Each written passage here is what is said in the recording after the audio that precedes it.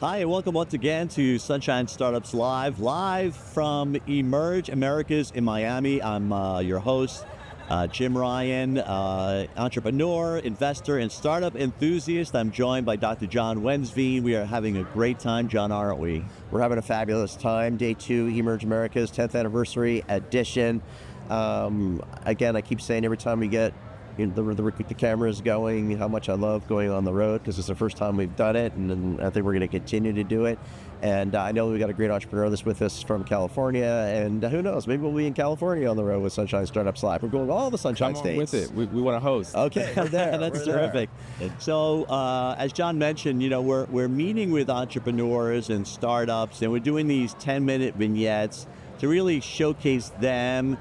This is an amazing time. They're all trying to win the big prize at Emerge Americas, and we just found out that our entrepreneur who's joining us just now made it to the top 25. So Hamilton Perkins, from the Hamilton Perkins collection, first of all, congratulations for making it to the top 25. That's got to be quite exciting for you. Thank you so much, Jim. I really appreciate it, and appreciate the opportunity to be here. So talk to us about, super excited. And I know obviously to make it to the top 25, your pitch. So tell us about the business. I know the pitch most of the time.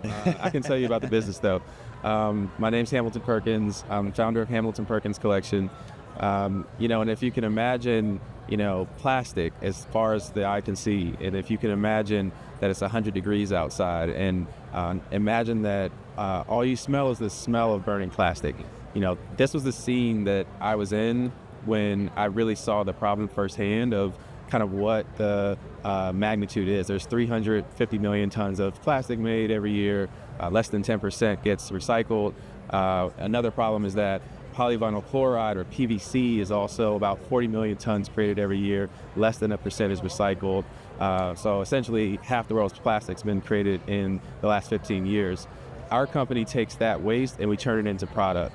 We make bags and accessories all from recycled materials. We use plastic bottles, we use billboards, and a whole lot more. So you've got some samples with you here, and we are being recorded on camera. And why don't you walk us through a little bit about how what we see out there, that the recycling process, how does it become this? So these are all the raw materials that we get. We get all of our raw materials from clients. This would have ordinarily gone in landfills, but we didn't start there. We started with Kickstarter. We had a $10,000 goal. We hit the goal in 6 days. We shipped about $25,000 of pre-orders, and effectively we needed raw materials for our products. And so what started with us going in the trash and literally getting billboard vinyl to create our product and sourcing fabric that was made from plastic bottles, we fast forward, did pop-ups all over the country. We did trade shows just like this and sold the products into a couple of hundred independent stores. Fast forward from that, we opened our own store. I'm from Virginia, so I opened a store in Virginia. It was a 4,000 square foot space. We did pop-ups, we did conferences, we did podcasts. And essentially, we kind of, caught the bug of Zappos.com. Essentially, that was like our very first corporate partner. We were at all these events and we're seeing the waste, and they were the first to really raise their hand and say, we want you all to take our vinyl, we're going to turn it into product, or you turn it into product, gift it to our employees, and then we'll resell it in the Delivering Happiness store. So that was the first of about 30 different partners that we've had. We've worked on projects for Hewlett Packard, we've done stuff for Ellen DeGeneres, and we've worked on projects for Affirm. So we've recycled about 1 million plastic bottles so far, 500 tons of waste diverted from landfills, over 50,000 bags sold, but it's still not enough. There's still a ton of waste, and we're looking to use technology. That's part of why I'm here at Emerge, is to license technology, develop our own technology to reprocess the same materials that we have so abundant and repurpose them into new materials, new matter for the circular economy. So this is a beautiful bag, and the toiletry bag, or whatever you want it to be, really. And so are there other types of product as well besides the bag? You mentioned about product. So this is one example. What other types of examples are there that you're outputting? Excuse me. Yes, absolutely. We make backpacks, we make duffel bags, we make wallets. We sort of have like a lot of flexibility on what we can collaborate on. I bootstrapped for a long time, and effectively found out that there's a whole world of support out here. There's mentors, there's accelerators, and so one of those that believed in us was Black Ambition by Pharrell Williams. So we are a 2023 prize winner, and as a result of that, we've been able to get mentorship from Louis Vuitton and Louis Vuitton Moet Hennessy Group, et cetera, and it's really kind of helping us expand how we can think about product and the evolution of the company. And most recently, we just wrapped up a partnership, or a pilot, I should say, H&M Gap Waste Management by way of the California Product Stewardship Council, where we're essentially showing how you can take landfill waste and turn it into something special. And you're operating just in the United States?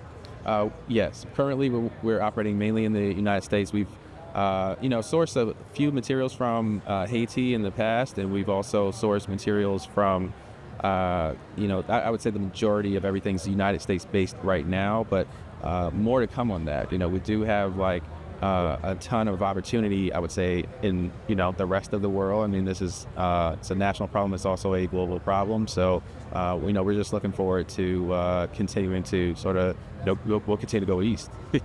So talk about this seems almost daunting to go to and to have people, staff, the model of going to landfills and so forth, collecting the materials, refabricating, manufacturing the product. It seems like it's a big. How large is the business today? Do you outsource that supply to get the supply, and how does that work? Yes, we currently outsource all of our sort of sourcing efforts and all of our manufacturing, and essentially we are we're kind of a middleman at this point. We don't own the inventory or anything. So what'll happen is we'll have a kind of a glorified worksheet. These are the materials that we have. This is the composition.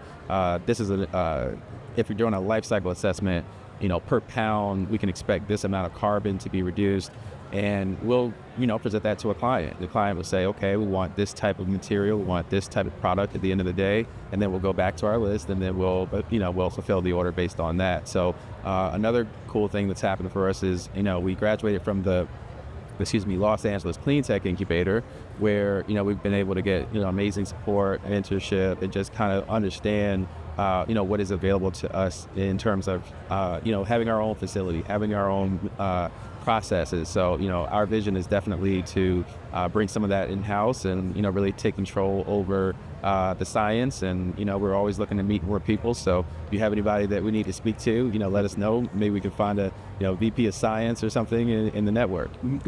So it's obviously a process to go from waste to this to the bag that Jim has in his hand, and I'm curious, given the process, the price point of an end product, is it competitive? Is it a higher end price point, a lower end price point?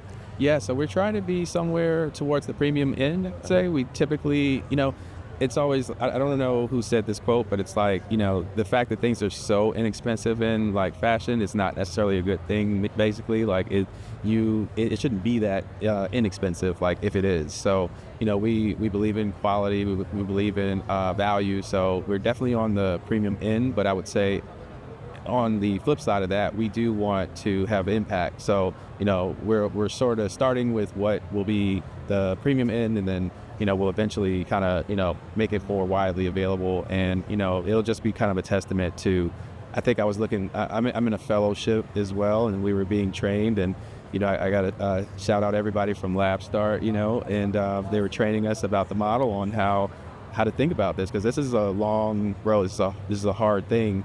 And we're looking at the financial model, and as you look at the cogs or you look at your model, it can be tough in those earlier years. So, I say all that to say, you have to that's how we justify the price point, and but still the value is there in terms of like what we're providing to the clients, and I think they understand that and they're valuing it. And we've had great testimonials and great reviews, and we're charged up for the work.